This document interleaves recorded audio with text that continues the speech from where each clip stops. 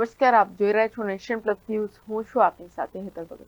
રાજ્યના science and technology વિભાગ તથા વૈશ્વિક અગ્રણી જેબિલ વચ્ચે એક MOU કરવામાં આવ્યું છે.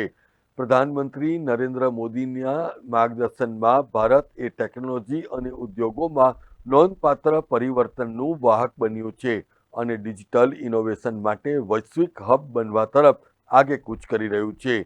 આ સંદર્ભમાં ભારત એ semiconductor mission, India artificial intelligence mission, national quantum mission જેવી અગ્રણી પહેલો સાથે AI, IoT અને 5G ટેકનોલોજી સાથે ઇલેક્ટ્રોનિક્સ ઉત્પાદન ઉદ્યોગો હવે મહત્વપૂર્ણ ભૂમિકા નિભાવવા માટે સજ્જ થયા છે.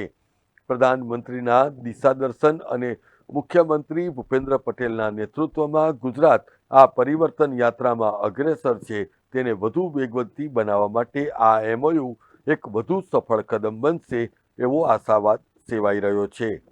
ગુજરાત સરકારના સાયન્સ એન્ડ ટેકનોલોજી ડિપાર્ટમેન્ટ અને એન્જિનિયરિંગ, મેન્યુફેક્ચરિંગ અને સપ્લાય ચેઇન સોલ્યુશન્સમાં વર્લ્ડ લીડર એવી જેબિલ વચ્ચે થયેલા આ MOU અનુસાર ધોલેરા સ્પેશિયલ ઇન્વેસ્ટમેન્ટ રિજિયન DSIRમાં 1000 કરોડ રૂપિયાના સંભવિત રોકાણોની નેમ જેબિલ ધરાવે છે.